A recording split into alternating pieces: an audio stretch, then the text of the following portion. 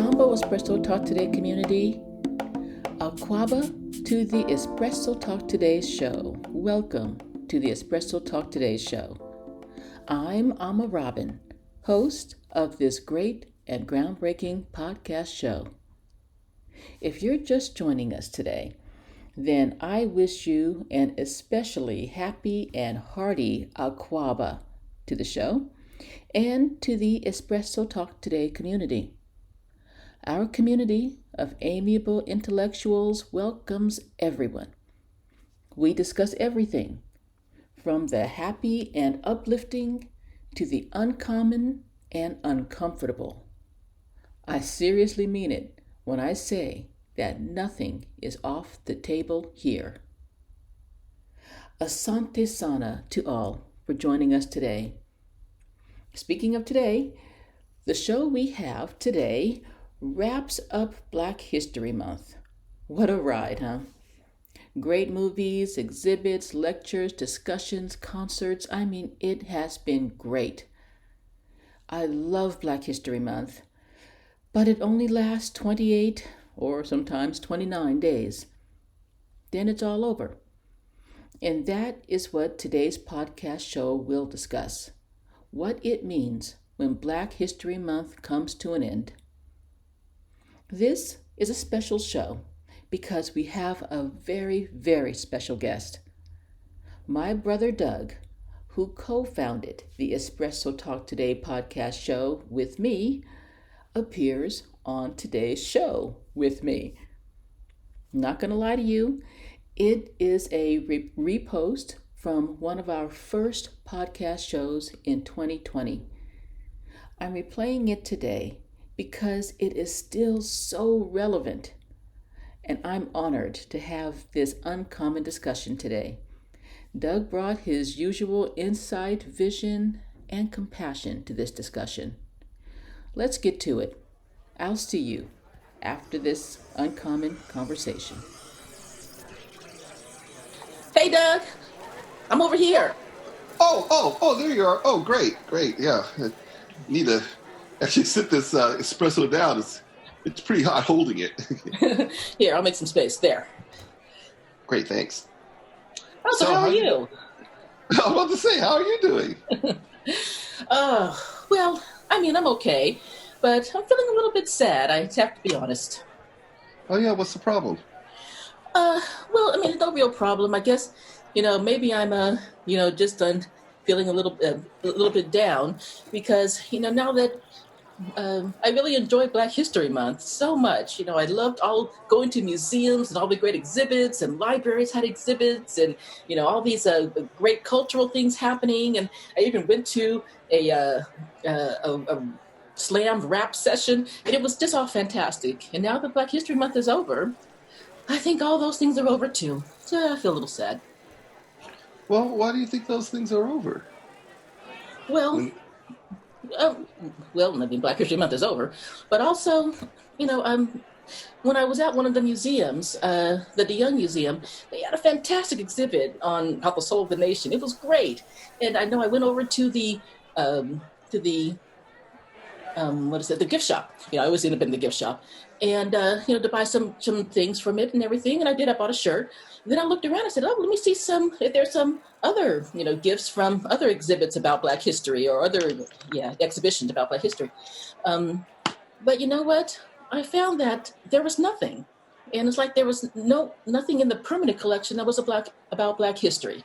And so I'm assuming that a lot of that's. They had the exhibit, it's over. Black History is kind of erased for the next year. Wow, that's really disappointing to hear. But just because they may not be scheduling some of these types of events doesn't mean that we don't continue to celebrate Black history and the accomplishments that were made by African Americans throughout our history in this country. Yeah, that's true. That's a good point. And, it's nice to see celebrating it with a lot of other people and all that stuff. And yes, there are a few things that do go on.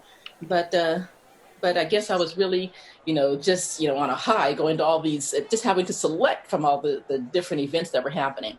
That's all. Yeah, well, I can understand your point. And it is unfortunate that we tend to have these kinds of events and focus them during the month of February, which is officially Black History Month. But Black History Month really should be celebrated throughout the year, and there's no reason not to do so. Well, I completely agree.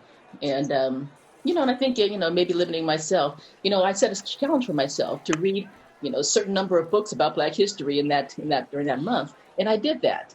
And I said, well, my challenge is over now. But, I can challenge myself throughout the year to keep reading more books. Yes, yeah.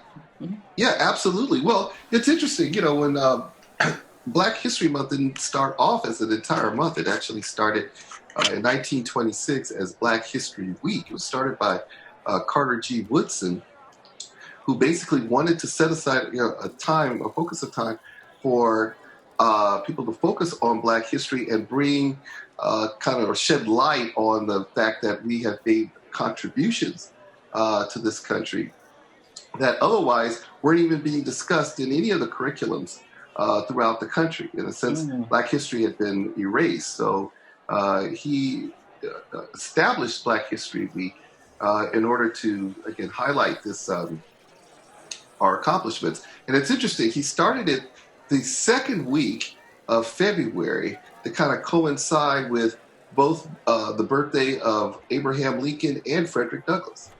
That's true. And that was in 1926, I think, right? Yeah, 1926.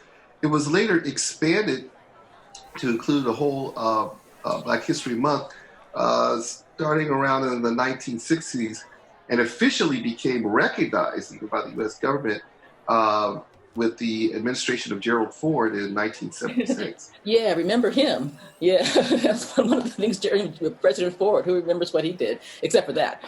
But yeah, and Yeah. what I found was interesting too was that it was expanded to be a full month by some Black students at Ohio State.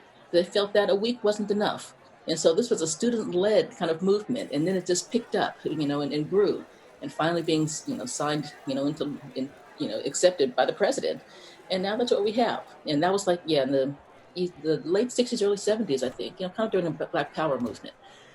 So it's great. But, a lot of people actually, while it has expanded and a lot of people recognize it, there's a lot of controversy with it still.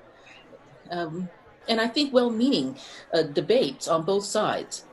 Some people think that we shouldn't have a Black History Month because all that does is say, well, we're going to take these hundreds of years of Black history and just shove it into a month. And then we don't think about it for the rest of the year. Kind of like, I'm seeing exhibits all end on March 2nd or 3rd. But Yeah. other people say that it's important to make sure we have that month, and of course we can study it throughout the year, but and celebrate it throughout the year. But we need to make sure that we have a month, because it could end up just being, forgotten. Well, that's true, and I could see arguments on both sides. I mean, I certainly think Black History Month, Black history really is American history. It should be studied and recognized throughout the year. You don't see, we have standard American history dealing with the Revolutionary War, Civil War, and those kinds of events, but we only do that during the month of January. Right.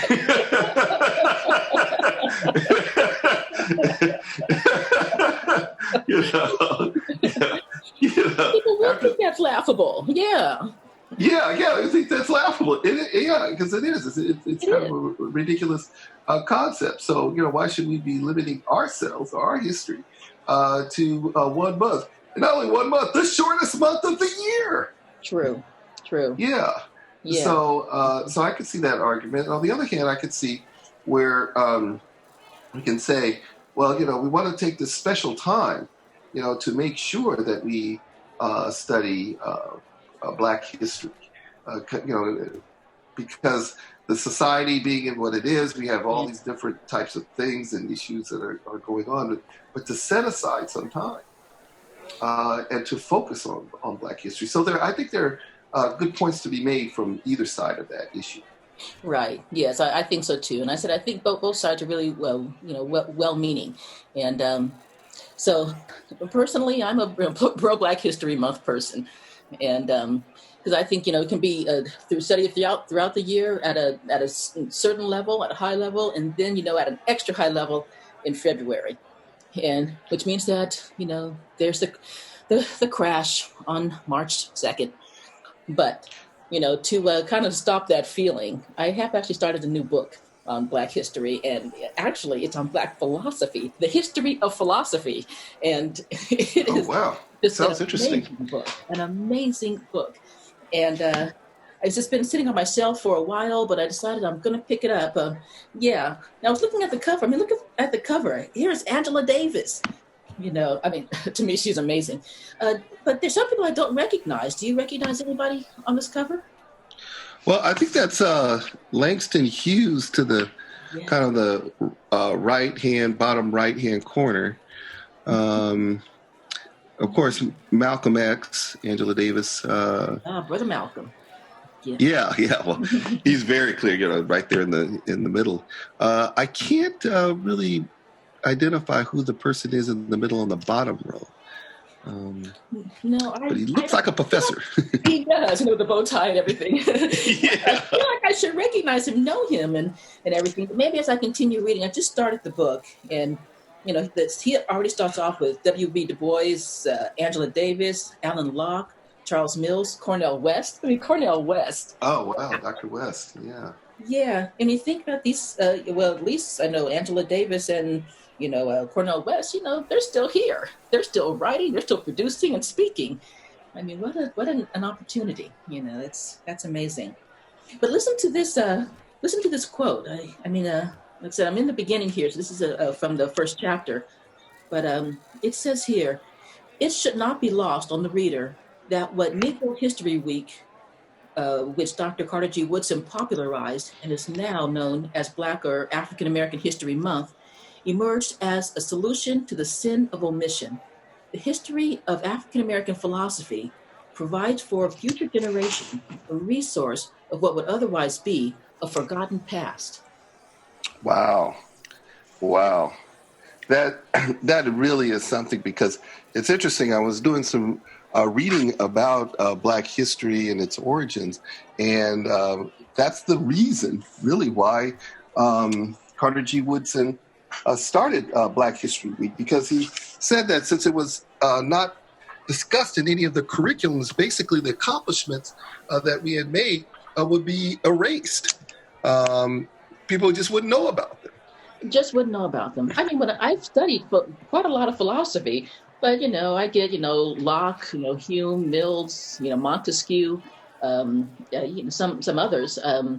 But I rarely ever hear about African American philosophers.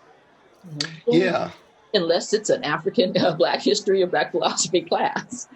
Yeah. It's interesting that we are not considered kind of in the mainstream of philosophical thought.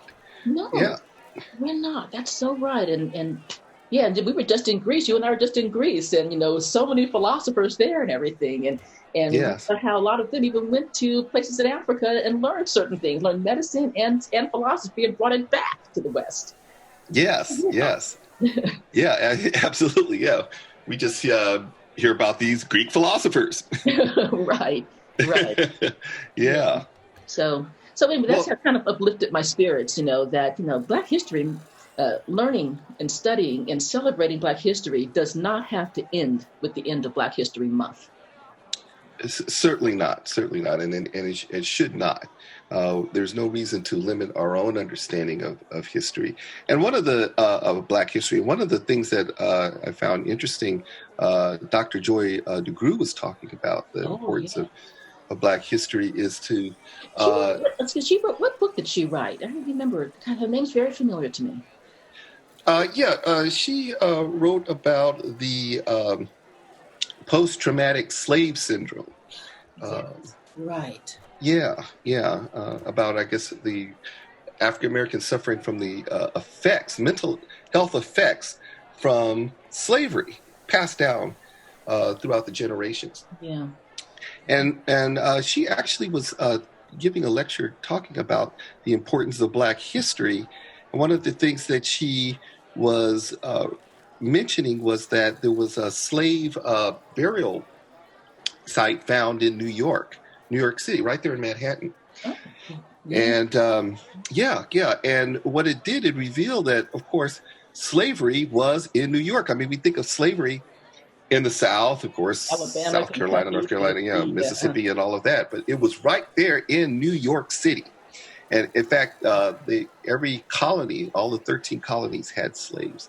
And so by, Or an enslaved um, population. Mm-hmm. yes. So by the revealing of this burial ground, it showed that enslavement was, again, in the North as well. And that kind of contradicts a lot of the narrative that is put out about, in general, about American history, that it was concentrated or just in the South. Right. Yeah. That the North was our beacon, our freedom place, where we had to try to get to in order to live as free people. And that wouldn't necessarily be true then. Yeah. So by understanding Black history, we are often found in the place of contradicting the narrative that has been put out that covers up the history of this country. Yeah. The things that have been done to African Americans and other people of color, but particularly as it relates to African American history. Again, slavery and the atrocities associated with that, and as well as segregation and all of those other things that the founding fathers themselves were slave masters. Yeah, right. Were they They were freedom fighters. Yes, they were freedom fighters, but they were also slave masters. Yeah. They owned people and enslaved people. Yeah. Mm-hmm. I know I visited George Washington's plantation, and it's very, very interesting to see the quarters for the enslaved population there. By the way, before we wrap up, I have to ask you, what did you do for Black History Month? Oh, what did I do for Black History Month? Well, basically, I just I read a book dealing with actually the Buffalo Soldiers. I talked a little. It was a little bit about the Buffalo Soldiers and their role in the development of the western part of the United States, and where they came from and the things that they did, as well as some information about the Seminoles. That is a group of enslaved African Americans who got together with the Native Americans in Florida, basically the Everglades, and formed their own communities. Wow. Yeah. Interesting. Yeah, really quite fascinating. And one of the interesting things about the whole thing with the Seminoles is that as throughout these wars that were done to put Africans or Native Americans in reservations, the Seminoles, the African Americans fighting with the Native Americans, were never captured. They were never captured. They just couldn't. Yeah, they were fierce fighters, but they were never ultimately defeated.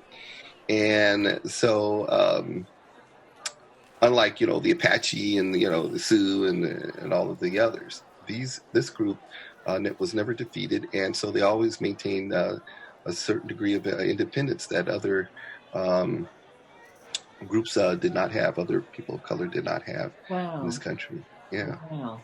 Mm-hmm. Yeah, that's just some stuff we don't hear about, and we're always hearing about the major, defeats, that happened of some of the Native people, So, but it's really interesting to hear that. And one other thing, last thing I do want to mention too is that going to Black, celebrating and thinking about Black history, and it leads me to think of Black culture and all of that. I also then discovered some some, black-owned cafes. You know how much I love espresso. So, I Oh, found some new black-owned cafes and restaurants, and it was nice to go and visit some of those and to patronize some of them, some of those the black businesses. So that was great, and I'm going oh, to, of course, great. continue with that. Yeah, about to say, not just on Black History Month. No way. No. Black History Month may end, but Black history doesn't. So, Absolutely, absolutely. but I guess Um, this conversation is going to have to end. yeah, I'm about to say, I'm out of espresso now. Darn, I was supposed to finish first this time. You know what that means? Gosh, okay. Means another cup. No, actually, I gotta get going. Okay, this has been a great conversation. It's really, yeah, I feel a whole lot better. Yeah, I feel very uplifted. Yeah. Oh, good, good. Actually, I'm feeling good as well. Yeah. Well, we'll see. I'll see you next week then. Yeah. See you next week. Have a good time. Okay. Okay. You too. Oh, I'll buy the espresso next week. Perfect. Great. Thanks. I'll have a double then. All right. Okay. All right. Bye, Okay. Doug. Okay. Bye. This ends today's discussion about the end of Black History Month. Jumbo community, it's Alma Robin again. Wow, this was an interesting and amazing discussion and experience. It is great to revisit this conversation and to remember Black History Month will end, but also remember that Black history never ends. Yes, I was feeling down and blue about the end of Black History Month with all of its great activities. But why should those activities stop? They don't have to, unless we let them. And herein lies the challenge. Many people do want us to stop learning and experiencing Black history, and I'm going to throw in Black culture too. Black history and culture are under attack. As I said before, books are being removed from the shelves and from libraries. Teachers are forbidden to teach Black history. African American studies classes, courses, and programs are being canceled. Why? As Governor Ron DeSantis says, Florida governor, he says, because they have no educational value. He says they have no educational value. He knows better. Despite how he's acting, he is an educated man, and he knows the value and importance of history, all history. So we cannot let people like DeSantis and the rest of them win this battle. We must fight to keep Black history on the table, in the classrooms and libraries, in movies and on television, and in people's minds. Just like we learn about George Washington, we can learn about Booker T. Washington and George Washington Carver. Just like we can learn about Black people being enslaved, we can learn about the actual institution of slavery, the slave economy, the horrors of slavery, the contributions of enslaved people, and about the enslavers themselves. Nothing should be off the table when education is involved. But I'm wrong about that. What should be off the table now and forevermore is the weaponization of history that inferiorizes Black people and superiorizes white people. This is not done through truth in history, but instead through numerous and invidious falsehoods, distortions, omissions, and outright lies. But that's not what DeSantis and others like him are concerned about. Despite the genteel way they frame it, they want to continue promoting a white supremacist version of history. They're turning history into a weapon. They're making education into a weapon. These are weapons that attack Black, brown, and indigenous people. and they're also shields that protect white people. I could go on and on about this, but I won't do that. I'll just encourage everyone to keep learning Black history beyond the month of February. There's really enough learning to do that can keep you busy all year long. I encourage you to challenge yourself. Read a Black history book. Go to a Black history exhibit or concert. Ask the librarians for more books with Black, cis, and queer protagonists. Ask for books written by Black, cis, and queer authors. Demand more resources for Black seniors, Black houseless, and Black disabled persons. Visit or write letters to Black imprisoned people. Mentor Black teens and youth. I think of Black History Month, really, or Black History, as a persistent happy hour. It must be 5 p.m. somewhere in the world. And Black history exists somewhere in the world right now, too. So let's experience it every single day. And you can join us at Espresso Talk Today every day to discuss these issues on Instagram at AmaRobinL, formerly Espresso Talk Today. Check out my profile. Leave your questions, comments, reflections, and just about anything you want to say. I want to hear from you, and I'm definitely here for you. Asante Sana to Doug for his participation on today's show and for his continued and cherished guidance and inspiration on this podcast show. If you think other people would be interested in these topics, please send this podcast show to them. We got to start talking about these issues, and we got to keep talking about them. And if you want to keep discussing or just reading about them, then you should definitely subscribe to my weekly newsletter, The No-Mo Beat. We discuss lots of different issues there. It's never a dull moment, I promise, but there's lots of growth. I promise that too. You can subscribe to subscribe at the Espresso Talk Today website, espressotalktoday.com, or on Instagram at AmaRobinL on my profile page. I'm Ama Robin for Espresso Talk Today. And remember now more than ever, strength, soul, and reparations. Ashe, community.